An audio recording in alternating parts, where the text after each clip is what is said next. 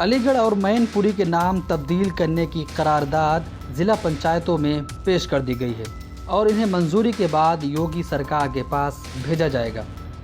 योगी हुकूमत मुख्तलिफ शहरों के नाम तब्दील करने के लिए मशहूर है और इलाहाबाद समेत मुतादिद शहरों के नाम तब्दील किए जा चुके हैं।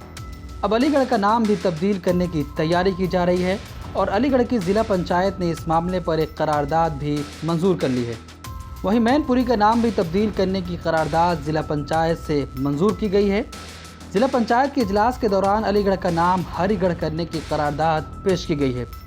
इस करारदाद को खैरी सिंह और उमेश यादव ने पेश किया है, जिसे मुत्तफ़िक़ा तौर पर तमाम अरकान ने मंजूर कर लिया है।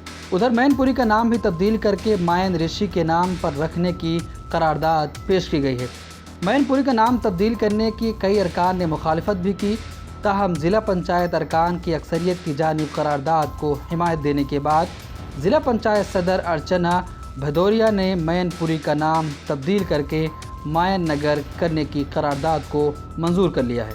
ज़िला पंचायतों में मंजूर की गई करारदादों को अब योगी हुकूमत के पास भेजा जाएगा, जहां ये फैसला लिया जाएगा कि इन शहरों के नामों को तब्दील करना चाहिए या नहीं।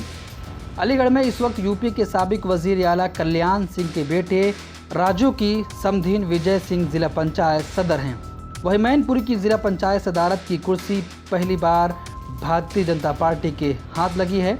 अभी तक यहां पर समाजवादी पार्टी की हमेशा जीत होती आ रही थी, लेकिन इस बार ज़िला पंचायत में भारतीय जनता पार्टी ने अपना परचम लहराया है, जिसके बाद यह करारदाद मंजूर कर ली गई है और दोनों जगहों के नाम तब्दील किए जा रहे हैं। ब्यूरो रिपोर्ट, मिलत टाइम्स।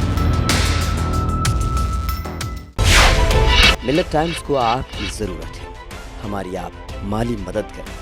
हर महीने सिर्फ 100 रुपये और 1 साल के लिए एक साल सिर्फ 1000 रुपये। रकम भेजने के लिए यहाँ दिए गए फ़ोन पे, गूगल पे और पेटीएम नंबर का इस्तेमाल कर सकते हैं।